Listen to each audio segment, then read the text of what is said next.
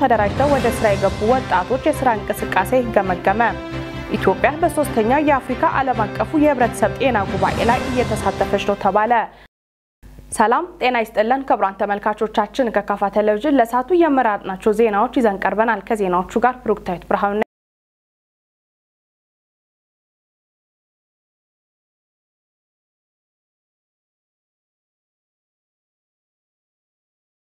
አሁን ወደ ዝርዝሩ አልፈናል።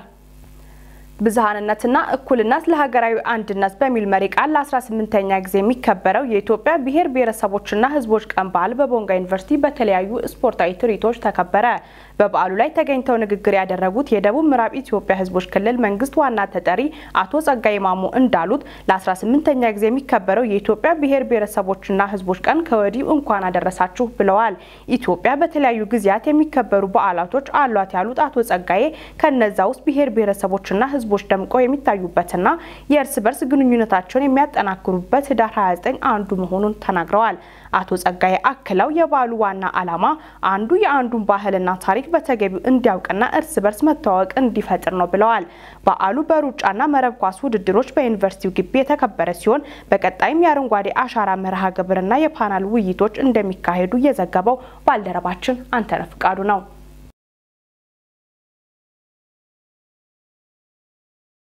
ለሃይኛ ጊዜ የሚከበረውን የዓለም አቀፉ የጸረ ሙስና ቀንን አስመልክቶ በካፋ ዞን ሲካሄድ የቆየው የጸረ ሙስና ንቅናቄ መድረኮች መጠናቀቃቸው ተገለጸ።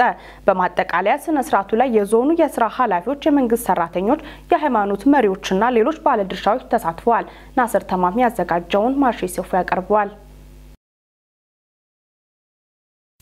ሙስና የጋራ ጥላታችን ነው በህብረት እንዋጋው በሚል መሪ ቃል በተካሄደው በዚህ የውይይት መድረክ የካፋ ዞን ዋና አስተዳዳሪ አቶ እንዳሻው ከበደ ሙስናን እንደ ሀገር ያስከተለው አደጋ ከፍተኛ መሆኑን ጠቁመው ሁሉም ባለድርሻዎች አደጋውን ለመቅረፍ የበኩላቸውን እንዲወጡ ጠይቋል። በየደረጃው ማለት ነው በየደረጃው ካለው የሚጠበቅ ነው የሚሆነው ከትንሽ እስከ ትልቅ ባለበት ደረጃ እያንዳንዱ የተጣለበትን ኃላፊነት በአግባቡ መወጣት የሚችልበት ሁኔታ እንዲኖር ካልተደረገ ይሄን በር የሚከፍቱ ነገሮችን አሰራሮችን መዝጋት የሚችልበት የጋራ ትግል ማይደረግ ከሆነ የፍላጎት ጉዳይ ነውና ሙስናን ማስቀረት የሚቻልበት ሁኔታ ይኖር። ከውይይቱ ተሳታፊዎች አቶ ነስረዲን አሊ በሰጡት አስተያየት መድረኩ ግልጽና አሳታፊ መሆኑን አመልክተው አስተያየታቸውን ሰጥቷል።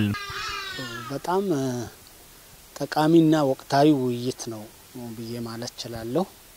ምክንያቱም በአሁኑ ጊዜ በአገራችን ያለውን ሁኔታ ስናይ በከፍተኛ ሁኔታ ያው በባህሪው ሙስና ወይም ሌብነት የምንለው ነገር ስውር ቢሆንም በአብዛኛው ግን እየተንጸባረቀ በተለያዩ ተቋማትና በግለሰብ ደረጃ እየተንጸባረቀ ያለ ሁኔታ ከመሆኑ አንፃር ይሄ በጣም አስፈላጊ ነው ብዬ ነው ማስበው።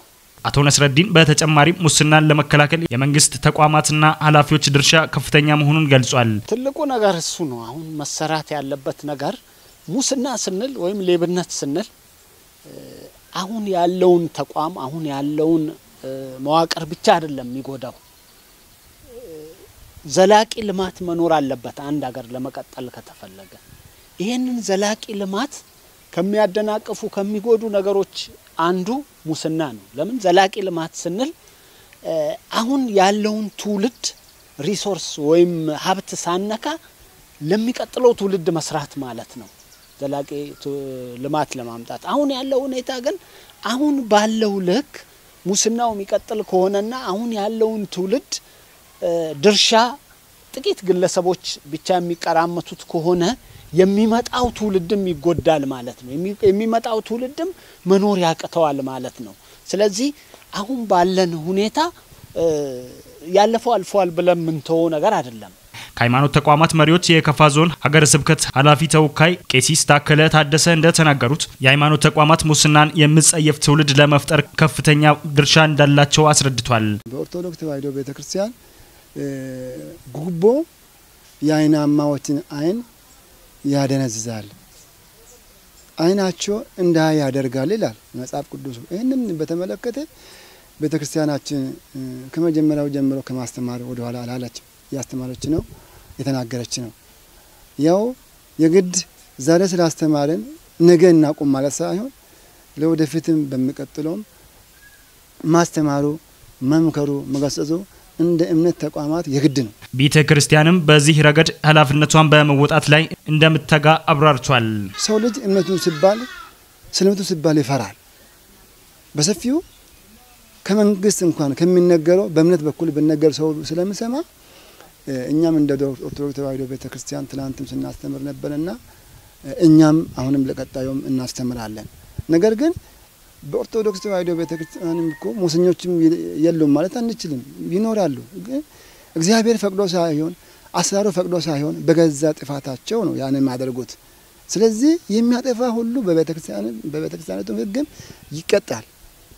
የሚቀጣባቸው መንገዶችም ስርዓቶችም ሕጎችም አሉና ሙስና እጅግ አስጸያፊ ደዌ ነው። በመጨረሻም የከፋ ዞን ጸረ ሙስናና ስነ ምግባር ክፍል ቡድን መሪ አቶ ታከለ ተረፈ መድረኩን በተመለከተ የተነሱ ሀሳቦችን ገልጿል። ማጠቃለያ መድረክ በሚመለከት ዋነኛው መልእክት ትልቁ ነገር ፎከስ ያደረግናቸው ከሙስና ጋር ተያያዥ የሆኑ ጉዳዮች ለምሳሌ እንበልና ሕግና ደንብን መመሪያን ተከትሎ ከመቅጠርና ከማዘዋወር ከደረጃ እድገት ከመስጠት ጋር ተያይዞ ጥራት ያለው የሰራተኛ የሰው ኃይል ከማሟላት ጋር ተያይዞ የሚሰሩ ስራዎች ክፍተት ያለባቸው አካባቢዎች እንድንፈትሽበት ፈጥነንም እንድናርምበት መከላከል እንዴት ይቻላል የዞን መምሪያዎች አካባቢ ያለው ማናጅመንት ትልቁን ኃላፊነት መውሰድ እንዳለበት በጋራ የተግባባንበት ነገር ነው ያለው። ቀጥሎ የመንግስት ሀብትና ንብረቶች አያያዝ ጋር ተያይዞ ምንድነው እየታለመ ያለው ንብረት የሚባለው ለሴክተሩ ውስን ሀብት ነው። ታቅዶ ሲገዛ ለዛ ንብረት መስሪያ ቤት ነው ሊያገለግል የሚችለው። ለምሳሌ ላፕቶፕ፣ ታብሌቶች፣ ሞተር ሳይክሎች፣ ሌሎችም ሀብቶች በአግባቡ ከማስተዳደር አንፃር የተነሱበት ሀሳቦች ናቸው ያሉት። ቡድን መሪው አክለውም ቀጣይ የትኩረት አቅጣጫዎችንም አብራርቷል። ባለድርሻ አካላቶቻችንና በመንግስት ደረጃ በውጪ ሃይማኖት አካባቢ በሌሎችም ክልል ተቋማት ሌሎችም አካላቶች በዚህ ማጠቃለያ መድረክ ላይ ይገኙ ስንላቸው ለዚህ ስራ ክፍል የሚሰጡ አሳይመንቶች አሉ ብለን ፎከስ ኤሪያችን አልፎም ተርፎ የዞኑን በበላይነት ይመሩ ያሉት ከፍተኛ አመራሮች ከዞን ዋና አስተዳዳሪ ጭምር ተገኝቶ እንዲመሩ ስንል ትልቅ የሆነ አሳይመንት የምናገኝበት ነገር እንዳለ ታሳቢ አድርገን ቀድመን የያዝናቸው እቅዶች ተጠናክሮ እንዲሰሩ ነው የኛ ዓላማ። አካል ጉዳት ያለባቸው ዜጎች ለሀገሪቱ እድገት ከፍተኛ አበርክቶ ያላቸው የህብረተሰብ ክፍል በመሆናቸው ሊደገፉ ይገባል ተባለ። የደቡብ ምዕራብ ኢትዮጵያ ህዝቦች ክልል ውሃ መስኖ ኢነርጂ ቢሮ ከፌደራል ውሃና ኢነርጂ ሚኒስቴር ጋር በመተባበር በአካታች የአካል ጉዳት የንጹህ መጠጥ ውሃ አቅርቦትና ንጽህና አጠባበቅ ዙሪያ ለአመራርና ባለሙያዎች የግንዛቤ ወርክሾፕ አዘጋጅቷል። ለዝርዝሩ ፍጹም ተሾመ። ባለማችን 16 በመቶ የሚሆነው የህብረተሰብ ክፍል የአካል ጉዳት ያለበት መሆኑን መረጃዎች ይጠቁማሉ። በሀገራችን ኢትዮጵያም ከ7.8 ሚሊዮን በላይ ወይም 9.3 በመቶ ዜጎች በተለያየ ምክንያት ጉዳት ያለባቸው መሆናቸውም ይነገራል። በክልሉ ውሃ መስኖና ኢነርጂ ቢሮ የንጹህ መጠጥ ውሃና የንጽህና አጠባበቅ ፕሮግራም ለህብረተሰቡ ለማድረስ መንግስት ከረጂ ተቋማት ጋር እየሰራ እንደሚገኝ የክልሉ መንግስት ፋይናንስ ዘርፍ ኃላፊ አቶ መለስ አውሮ በመክፈቻ ንግግራቸው ገልጸዋል። በተለይ በመንግስት የሚሰጡ አገልግሎቶች በሀገራችንም ሆነ በዓለም ደረጃ አካል መጉደል ማለት አለመቻልም አይደለም። ለሀገር ያላቸው አበርክቶ ቀላል አይደለም። ከዚህ አኳያ በመንግስት የሚሰጡ አገልግሎቶች ተደራሽ መሆን እንዳለባቸው መንግስት በዚህ ፕሮግራም ብቻም ሳይሆን በተለያዩ ፕሮግራሞችም በተለይም ዲስኤቢሊቲ ፎከስ ያደረጉ አገልግሎቶችን እንደሚሰጥ ይታወቃልና በተለይም በትምህርት ቤቶች በጤና ተቋማትና መሰል አካባቢዎች ላይ አካታች የሆነ አገልግሎት መዘርጋት ብዙሃኑ ተጠቃሚ ለማድረግ እንደሚሰራም አቶ መለሰም ተናግረዋል። የክልሉ ፋይናንስ ተቋም ለነዚህ ተግባራት ከኮዋሽ የሚመደበውን በጀት ለታለመለት ዓላማ ስለመዋሉ ክትትልና የባለሙያ ድጋፍ እንደሚያደርግ ገልጸው ለፕሮግራሙ ቀጣይነት ከክልሉ መንግስት ጋር እየተሰራ እንደሆነም ተመላክቷል። በክልሉ በኮዋሽ ፕሮግራም በ2015 ዓ.ም በዳውሮ ዞን ማሪ ማንሳና ካጪ ወረዳዎች ትግበራ የተጀመረ ሲሆን በቀጣይ በሌሎች አካባቢዎች ለማስፋት ምክክር እንደሚደረግበትም ለማወቅ ተችሏል። የክልሉ ውሃ መስኖና ኢነርጂ ቢሮ ከፌደራል ውሃና ኢነርጂ ሚኒስቴር ጋር በመተባበር በአካታች የአካል ጉዳት የንጹህ መጠጥ ውሃ አቅርቦትና ንጽህና አጠባበቅ ዙሪያ ለአመራርና ባለሙያዎች የግንዛቤ ማስጨበጫ ስልጠና በቦንጋ ከተማ እየተሰጠ ይገኛል። በቢጣ ወረዳ በያዝነው አዝመራ ከ573 ሄክታር በላይ ማሳ ላይ ሽንኩርት እየለማ መሆኑን የወረዳው ግብርና አካባቢ ጥበቃና ህብረት ስራ ጽህፈት ቤት አስታወቀ። ከዚህ ውስጥ በሸዳ ቀበሌ በአንድ አርሶ አደር በመስኖ እየለማ ያለው ከ3 ሄክታር በላይ የሽንኩርት ምርት ይገኝበታል። ዘገባው የወረዳው መንግስት ኮሙኒኬሽን ጽህፈት ቤት ነው። ቤተልሔም መምሩ ታቀርባለች። በወረዳው ሸዳ ቀበሌ ኮቻ መንደር ነዋሪ የሆኑት አርሶ አደር እርጋታው መለሰ እያለሙ ካሉት መሬት ከ200 ኩንታል በላይ ምርት አገኛለሁ የሚል እምነት አላቸው። በአሁኑ ሰዓት እየታየ ያለው የሽንኩርት አቅርቦትና ፍላጎት እንዲሁም ዋጋ ፊታቸውን ወደ ሽንኩርት እርሻ እንዲያዞሩ ማድረጉን አቶ እርጋታው ገልጸዋል። አርሶ አደሩ በማሳቸው አቅራቢያ ያለውን ሰፊ የውሃ ሀብት በቀላሉ ወደ ልማት ማስገባት እንዲቻል በየደረጃው የሚገኙ የመንግስት አካላት የውሃ ፓምፕ እንዲደግፋቸው ጠይቀዋል። የሽንኩርት ዘርና የበሽታ መከላከያ መድኃኒቶች ዋጋ ንረት በስራ ላይ ተግዳሮት እየሆነባቸው መሆኑን የገለጹት አርሶ አደሩ ችግሩ እንዲፈታላቸውም ጨምረው ገልጸዋል። የቀበሌው የግብርና ባለሙያ አቶ አለሙ ኃይሌ የአርሶ አደሩ እንቅስቃሴ ሌሎችንም የሚያበረታታ እንደሆነ ገልጸው በአካባቢው የመስኖ ካናል ቢገነባ ፋይዳው ከፍተኛ መሆኑን አስረድተዋል። የወረዳው ግብርና አካባቢ ጥበቃና ህብረት ስራ ጽህፈት ቤት ኃላፊ ተወካይ አቶ ጌታቸው ይፍሩ በበኩላቸው አርሶ አደር እርጋታው እያከናወነ ያለው የሽንኩርት ልማት ሽንኩርት በገበያ ላይ ያለውን እጥረት የሚቀንስ ከመሆኑም በላይ የዋጋ ውድነቱንም ያረጋጋል ብለዋል። የአርሶ አደሩ ጥረት ለሌሎች አርሶ አደሮች በምሳሌነት የሚጠቀስ መሆኑን ጠቁመው በስራቸው ወቅት የገጠሙ ተግዳሮቶችን ለማቅለል ይሰራል ብለዋል። በወረዳው በ2015 ዓመተ ምህረት በአንደኛና ሁለተኛ ዙር 351.75 ሄክታር የሽንኩርት ምርት መልማቱን ያስታወሱት አቶ ጌታቸው በያዝነው ዓመት በጠቅላላው ከ573 ሄክታር በላይ ሽንኩርት ለማልማት እቅድ ተይዞ ወደ ተግባር መገባቱን አስረድተዋል። በወረዳው እየለማ ያለው የሽንኩርት ምርት ከአምናው ጋር ሲነጻጸር የ222 ሄክታር ብልጫ እንዳለውም አብራርተዋል። የወረዳው ዋና አስተዳዳሪ አቶ መስፍን በፍቃዱ በሸዳ ቀበሌ በአርሶ አደር እርጋታው መለሰ በመስኖ እየለማ ያለው ከ3 ሄክታር በላይ የሽንኩርት ምርት ተስፋ ሰጪና በሌሎች ቀበሌዎችም ተጠናክሮ መቀጠል ያለበት በመሆኑ የወረዳው አስተዳደር መሰል ልማቶች የህብረተሰቡን የኑሮ ውድነት ጫና በማቅለል ያላቸው ሚና ከፍተኛ በመሆኑ በሚቻለው አቅም ይደግፋል ብለዋል። ዋና አስተዳዳሪው አክለውም የግብርናው ተቋም መሰል የልማት ስራዎች በሁሉም ቀበሌዎች ተጠናክረው እንዲቀጥሉ ተሞክሮችን ቀምሮ በማስፋፋት በኩል የበኩሉን ድርሻ ሊወጣ እንደሚገባው አሳስበዋል። ከሽንኩርት ባለፈ እንሰትን ጨምሮ የሰብል ምርቶችን በስፋት በማምረት የምግብ ዋስትናን ለማረጋገጥ የሚደረገውን ጥረት ሁሉም ባለድርሻዎች በትኩረት ሊያከናውኑት እንደሚገባም አስገንዝበዋል። የካፋ ዞን ኢንተርፕራይዝ ኢንዱስትሪና ገበያ ልማት መምሪያ በዞኑ ተደራጅተው ወደ ስራ የገቡ ወጣቶችን የስራ እንቅስቃሴ ገመገመ። ወጣቶቹ በዞኑ በተለያዩ ወረዳዎች በኢንተርፕራይዝ ተደራጅተው መሬት በመውሰድ እያለሙ እንደሚገኙ የዞኑ ዋና አስተዳዳሪ አቶ እንዳሻው ከበደ ገልጸዋል። በክልል ደረጃ የተሻለ አፈጻጸም እንዳለ የሚነገረው የሰፈራ ፕሮግራም የመስክ ምልከታ እንደሚደረግም የወጣው መርሃ ግብር ያመላክታል። የዞኑ ዋና አስተዳዳሪ አቶ እንዳሻው ከበደን ጨምሮ የክልሉ ኢንተርፕራይዝና ኢንዱስትሪ ልማት ቢሮ ኃላፊዎችና የማኔጅመንት አባላት በሺሾ እንዴ ወረዳ የወጣቶችን ሰፈር የመስክ ምልከታ እንደሚያደርጉ ለማወቅ ተችሏል ሲል የዘገበው ባልደረባችን ፍጹም ተሾመ ነው። የደቡብ ምዕራብ ኢትዮጵያ ህዝቦች ክልል ጤና ቢሮ የ2015 ዓመተ ምህረት የጤና መድን አፈጻጸምና የ2016 ዓመተ ምህረት ቀጣይ እቅድ ከባለ ድርሻ አካላት ጋር በቦንጋ ከተማ ውይይት አካሂዷል። ለዝርዝሩ ምረታ ብራኑ በሀገር አቀፍ ደረጃ በ2004 ዓመተ ምህረት በ13 ወረዳዎች የተጀመረው አገልግሎቱ በአሁኑ ጊዜ 1006 ወረዳዎች ላይ እየተተገበረ ይገኛል። የኢትዮጵያ ጤና መድህን ዋና ዳይሬክተር ወይዘሮ ላምሮት አንዱዓለም ስለ አገልግሎቱ ተከታዩም ብለዋል። እንግዲህ አጠቃላይ ስለ ጤና መድን ለማውራት ስንጀምር እንግዲህ አጠቃላይ የሀገርን ሁኔታ ነው ማየት የሚያስፈልገውና እንግዲህ ሀገራችን እንደሚታወቀው ሁለንተናዊ ብልጽግናን ለማምጣት በትኩረት እየተሰራ ይገኛል። ለዚህም እንግዲህ ሁለንተናዊ ብልጽግና ደግሞ ለማምጣት ዋናው ሰው ነው ቁልፍ ሚና የሚጫወተው። ስለዚህ ሰው ደግሞ ስንል እንግዲህ አምራችና ጤናማ የሆነ ማህበረሰብ ያስፈልገናል። ስለዚህ አምራችና ጤናማ ማህበረሰብ ደግሞ ለመፍጠር ተደራሽ የሆነ ፍትሃዊ የጤና አገልግሎት ያስፈልጋል። ጥራቱን የጠበቀ የጤና አገልግሎት ያስፈልጋል። ስለዚህ በዚህ አግባብ ጤናማና አምራች ዜጋ አፍርቶ አገራዊ ብልጽግና ለማረጋገጥ እየተሰራ ነው ያለ። እንግዲህ ይሄንን ለማምጣት ደግሞ እንግዲህ አንዱ እንደ ሀገር ከተካሄዱት ሪፎርሞች ውስጥ አንዱ እንደሚታወቀው የጤና መድን ስርዓቱ ነው። ስለዚህ የጤና መድን ስርዓቱን ትኩረት ሰጥቶ በተለይ ሁሉንም ማህበረሰብ የጤና አገልግሎት ተጠቃሚ እንዲሆን እየተሰራ ነው። የደቡብ ምዕራብ ኢትዮጵያ ህዝቦች ክልል ጤና ቢሮ ኃላፊ አቶ ኢብራሂም ተማም የመድረኩን ዓላማ አብራርተዋል። የዛሬው መድረክ ዋና ዓላማው የ2015 የማህበረሰብ አቀፍ ጤና መድን አፈጻጸም ገምግመን የ2016 አጠቃላይ የማህበረሰብ አቀፍ ጤና መድን ንቅናቄ መድረክ ከባለድርሻ አካላት ጋር በመሆን አጠቃላይ የዝግጅት ምዕራፍ ጨርሰን ወደ ትግበራ መንገባበትና አጠቃላይ ከወረዳ ከዞን እና ሌሎች ባለድርሻ አካላት ጋር አንድ ላይ በመሆን የንቅናቄ መድረክና የግብ ስምምነት ፈጽመን ወደ ተግባር መንገባበት ነው የዛሬው ዋና ዓላማ።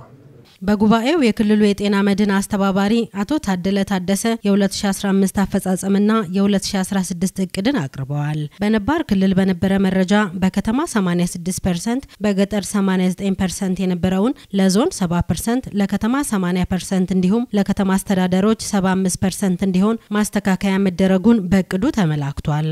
ከጊዜ ወደ ጊዜ የጤና መድን አገልግሎት እያደገ መጥቷል ተብሏል። የማህበረሰብ አቀፍ ጤና መድን አገልግሎት እንደ ክልል ከጀመረ ከ2003 ጀምሮ እንደ አገር ከ10 ዓመት በላይ ያስቆጠረ ቢሆንም እኛ ጋር ደግሞ የ3 ዓመት የ4 ዓመት ልዩነት ነው በኋላ ነው እንደ ክልል የተጀመረው።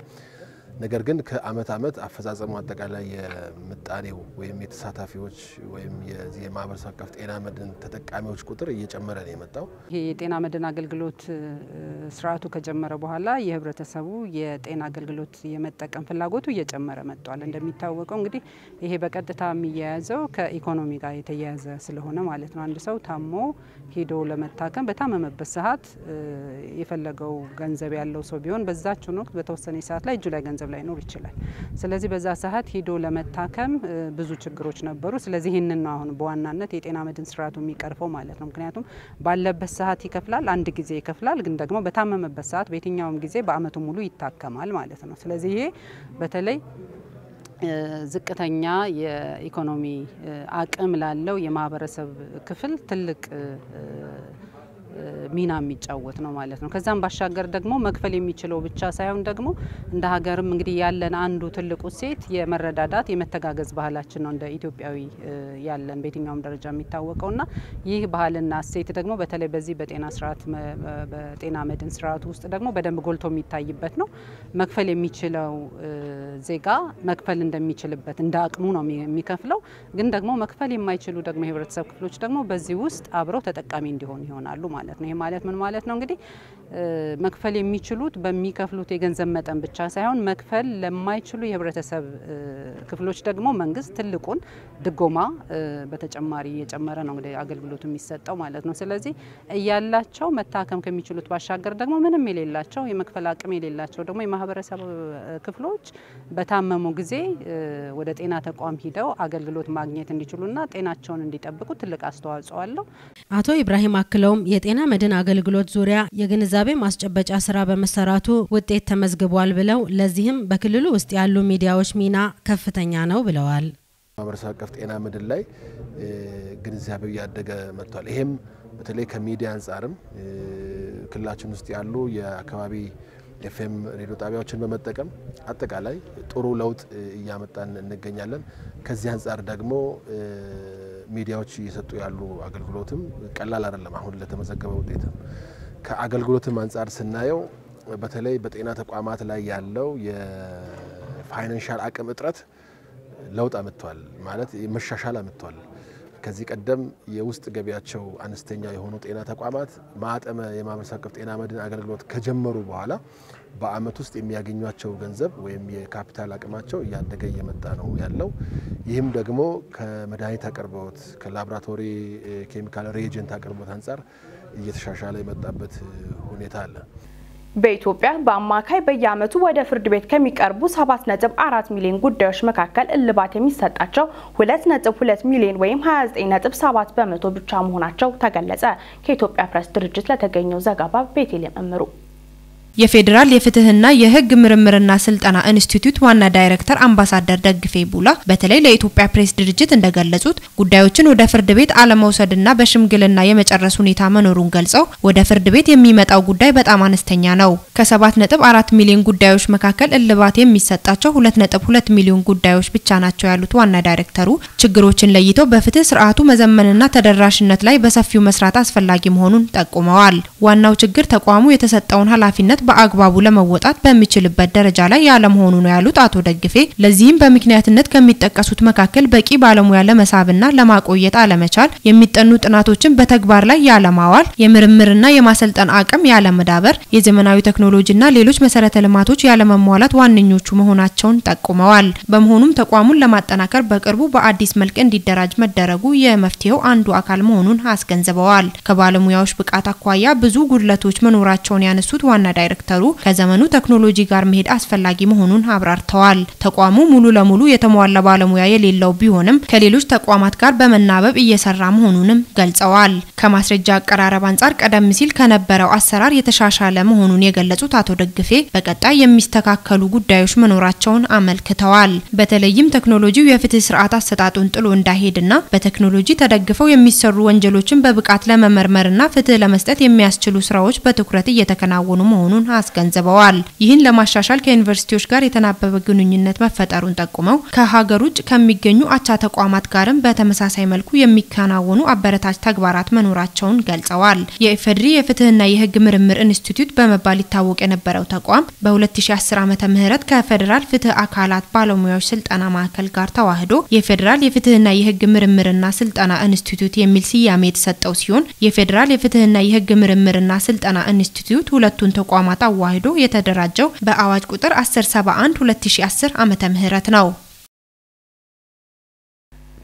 ኢትዮጵያ በዛምቢያ ሉስካ እየተካሄደ በሚገኘው ሶስተኛ የአፍሪካ ዓለም አቀፉ የህብረተሰብ ጤና ጉባኤ ላይ እየተሳተፈች ነው። በአፍሪካ በሽታ መከላከያና መቆጣጠሪያ ማዕከል እና በዛምቢያ ጤና ሚኒስቴር የተዘጋጀው ሶስተኛው የአፍሪካ ዓለም አቀፍ የህብረተሰብ ጤና ጉባኤ በሉስካ መካሄድ ጀምሯል። በመድረኩ የጤና ሚኒስትር ዶክተር ሊያ ታደሰ እየተሳተፉ መሆኑን ሚኒስትሯ በማህበራዊ ትስስር ገጻቸው አስፍረዋል።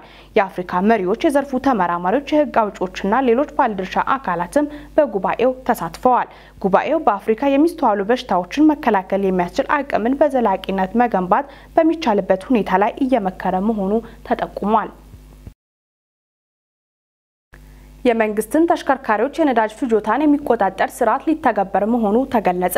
የመንግስት ንብረትና ገዢ ባለስልጣን ዋና ዳይሬክተር ሀጂ ኢብሳ ስርዓቱ ተገቢ ያልሆነ የተሽከርካሪዎችን እንቅስቃሴ በመገደብ የነዳጅ ፍጆታቸውን ለመቆጠብ የሚያስችል ቴክኖሎጂ ተግባራዊ የሚያደርግ ነው ብለዋል። ቴክኖሎጂ በሙከራ ደረጃ በ10 የፌዴራል ተቋማት እንዲተገበር ዝግጅቶች መጠናቀቃቸውን ተናግረዋል። በሂደት በ169 የፌዴራል ተቋማት እንደሚተገበርም ነው ከፋና ብሮድካስቲንግ ኮርፖሬት ጋር በነበራቸው ቆይታ የገለጹት። አቶ ሀጂ ኢብሳ ከዚህ በፊት በተዘረጋው የኤሌክትሮኒክ ገዢ ስርዓት ውጤት ማስመዝገብ እንደተቻለ ጠቁመዋል። አዲሱ ቴክኖሎጂ የመንግስትን ሀብት ከምዝበራ ይታደጋል የሚል ተስፋ ከወዲሁ ተጥሎበታል። ወደ ውጭ ዜና አለፍን። በጋዛ እየተስፋፋ የመጣው ወረርሽኝ ከእስራኤል የቦምብ ጥቃት የበለጠ የበርካቶችን ህይወት ሊቀጥፍ እንደሚችል የዓለም ጤና ድርጅት አሳሰበ። በመንግስታቱ ድርጅት መጠለያ ጣቢያዎች በተለያዩ ተላላፊ በሽታዎች የተያዙ ህጻናት ቁጥር እያሻቀበ እንደሚገኝ ተገልጿል። የዓለም የዜና ምንጭ ዘገባን ማርሼ ሲፉ ያቀርበዋል። ተቅማጥና የመተንፈሻ አካላት ህመም ከ1.1 ሚሊዮን በላይ ፍልስጤማውያንን ተጨናንቆ በሚኖርባቸው የመንግስታት ድርጅት መጠለያዎች በፍጥነት እየተዛመተ መሆኑን የዓለም ጤና ድርጅት ጠቅሷል። የ5 ዓመትና ከዚያ በላይ እድሜ ያላቸው ህጻናት ላይ የበረታው የተቅማጥ ወረርሽኝ በህዳር ወር መጀመሪያ ከነበረበት በ100 እጥፍ ጨምሯል ያሉት የድርጅቱ ቃል አቀባይ ዶክተር ማርጋሬት ሃሪስ ህጻናቱ ምንም አይነት ህክምና እያገኙ ባለመሆኑም በአጭር ጊዜ ህይወታቸውን ልናጣ እንችላለን ሲሉ አስጠንቅቋል። እንደ መንግስታቱ ድርጅት መረጃ እስራኤል የምድር ውጊያ ስታደርግ በቆየችበት ሰሜናዊ ጋዛ አገልግሎት እየሰጡ የሚገኙት 5 ሆስፒታሎች ብቻ ናቸው። ከነዚህ ሆስፒታሎች ውስጥ የቀዶ ጥገና ህክምናና ሌሎች ከባድ ህመሞችን ማከም የሚችለው አንድ ሆስፒታል ብቻ ነው። ለሆስፒታሎቹ ፈጣን ድጋፍ ተደርጎ ወደ ስራ ካልገቡ ከእስራኤል የቦምብ ጥቃት የበለጠ ወረርሽኞች የበርካቶችን ህይወት ይቀጥፋሉ ነው ያሉት የዓለም ጤና ድርጅት ቃል አቀባይ። የዩኒሴፍ ቃል አቀባይ ጄምስ ኢልደር በጋዛ ባደረጉት ምልከታ ሆስፒታሎች በህፃናትና በጦርነቱ በቆሰሉ ሰዎች መጨናነቃቸውን ገልጿል። የዓለም ጤና ድርጅትም ሆነ ዩኒሴፍ በዚህ ፈታኝ ወቅት ዳግም የጦርነቱን መጀመር የማይታሰብ ነው ብሏል። ዘላቂ የተኩስ አቁም ስምምነት ካልተፈረመ እጅግ የከበደ ቀውስ ይከሰታል ሲሉም አሳስቧል። የእስራኤል ጠቅላይ ሚኒስትር ቤንያሚን ኔታንያሁ ግን ግባችን ለማሳካት ሙሉ አቅማችንን እንጠቀማለን በማለት ስምምነቱ ሲጠናቀቅ ጦርነቱ ዳግም እንደሚጀምር ተናግሯል። እስራኤልና ሐማስን አደራድራ የተኩስ አቁም ስምምነት እንዲደርስ ያደረገችው ኳታር በበኩሏ ዘላቂ የተኩስ አቁም ስምምነት ላይ እንዲደርስ ጥረት ማድረግ መቀጠሏን አስታውቃለች። ለ48 ሰዓት የተራዘመው የጋዛ የተኩስ አቁም ሌላ ማሻሻያ ካልተደረገበት በስተቀር ረቡዕ ህዳር 19 ተጠናቋል። የአሜሪካ የጦር አውሮፕላን በጃፓን መከስከሱ ተገለጸ። የዓለማችን ልዕለ ኃያል የሆነችው አሜሪካ በተለያዩ ሀገራት የጦር ሰፈር ያላት ሲሆን ከነዚህ መካከል ጃፓን አንዷ ናት። በደቡባዊ ጃፓን ባህር ላይ ቅኝት ሲያደርግ የነበረ የጦር አውሮፕላን እንደተከሰከሰ ኤኤፍፒ ዘግቧል። እንደ ዘገባው ከሆነ ይህ አውሮፕላን 8 ሰዎችን አሳፍሮ ነበር የተባለ ሲሆን በአውሮፕላኑ ላይ የነበሩ ሰዎች ደህንነትን የተመለከቱ መረጃዎች እስካሁን ይፋ አልተደረገም። ፔንታጎን በጃፓን ስለተፈጠረው ክስተት እስካሁን የተጎጂዎችን ማንነት፣ የአደጋውን መንስኤና ሌሎች ተያያዥ መረጃዎችን ይፋ ከማድረግ መቆጠቡ ተገልጿል። ባሳለፍነው ነሐሴ ወር በአውስትራሊያ በልምምድ ላይ የነበረ የአሜሪካ የጦር አውሮፕላን ተከስክሶ በውስጡ የነበሩ ሁሉም ወታደሮች ህይወት ማለፉ ይታወሳል። እንዲሁም ባሳለፍነው ግንቦት ወር ላይ F-16 የተሰኘው የውጊያ አውሮፕላን በደቡብ ኮሪያ ኦሳን አውሮፕላን ማዘዣ አቅራቢያ ተከስክሷል መባሉ አይዘነጋም።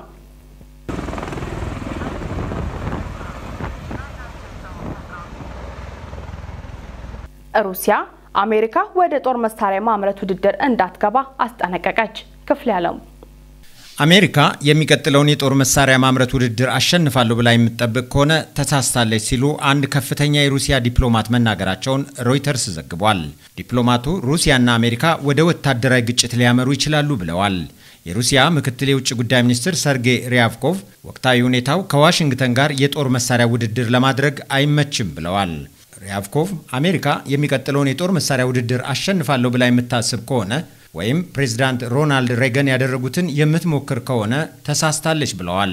ሪያቭኮቭ አክለውም ለትንኮሳ አንንበረከክም፣ ደህንነታችንን እናረጋግጣለን ሲሉ ተናግረዋል። የሩሲያው ፕሬዝዳንት ፑቲን የሩሲያ ሉዓላዊነት ከተደፈረ ኒውክሌር እንጠቀማለን ማለታቸው ለማስመሰል አለመሆኑን ለምዕራባውያን መናገራቸው ይታወሳል።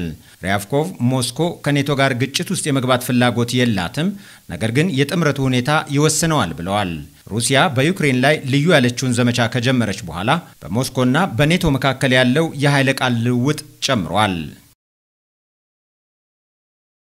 ወደ ስፖርት ዜና ስናልፍ በአውሮፓ ሻምፒዮንስ ሊግ የምድብ ጨዋታዎች ማንቸስተር ሲቲ፣ ዶርትመንድ፣ ባርሴሎና ተጋጣሚዎቻቸውን መርታት ችለዋል። አዲሱ መንገሻ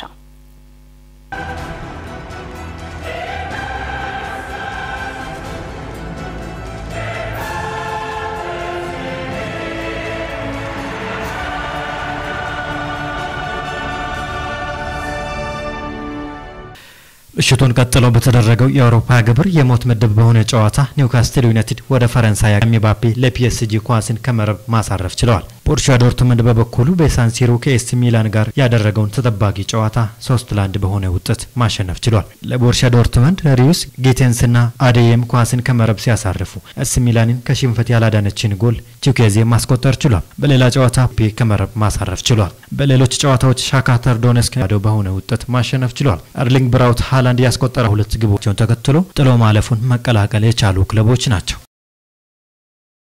የኢትዮጵያ ፕሪሚየር ሊግ በሰው ሰራሽ አስተውሎት አርቲፊሻል ኢንተለጀንስ ለማስተላለፍ ንግግር መጀመሩን የኢትዮጵያ ፕሪሚየር ሊግ አክሲዮን ማህበር አስታወቀ። አክሲዮን ማህበሩ ስለ ኢትዮጵያ ፕሪሚየር ሊግ ቀጥታ ስርጭት አስመልክቶ በሰጠው ማብራሪያ የ2016 ዓመተ ምህረት የኢትዮጵያ ፕሪሚየር ሊግ 5 ሳምንታት ውድድር በአዳማ ሳይንስና ቴክኖሎጂ ዩኒቨርሲቲ ተካሂዶ በብሔራዊ ቡድንና የኢትዮጵያ ዋንጫ ውድድር ምክንያት መቋረጡን አስታውሷል።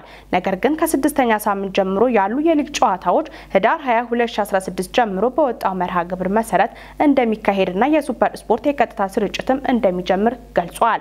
በስምምነቱ መሰረት በ2016 ዓመተ ምህረት በቀጥታ ስርጭት ከሚተላለፉ 180 ጨዋታዎች ውስጥ 8 ጨዋታዎች ሽፋን በማግኘታቸው በቀጣይ ከሚካሄዱ ጨዋታዎች ውስጥ 172 የቀጥታ ስርጭት ሽፋን እንደሚኖራቸው ከኢትዮጵያ ፕሪሚየር ሊግ አክሲዮን ማህበር ያገኘነው መረጃ ያመለክታል። በተጨማሪም የሰው ሰራሽ አስተውሎት ቴክኖሎጂን አርቲፊሻል ኢንተለጀንስ በመጠቀም ከስምምነቱ ውጭ ያሉ ጨዋታዎችን ለማስተላለፍ አክሲዮን ማህበሩ ከሱፐር ስፖርት ጋር በመነጋገር ላይ እንደሚገኝ አስታውቋል። የዘገበው አዲሱ አልታ ነው።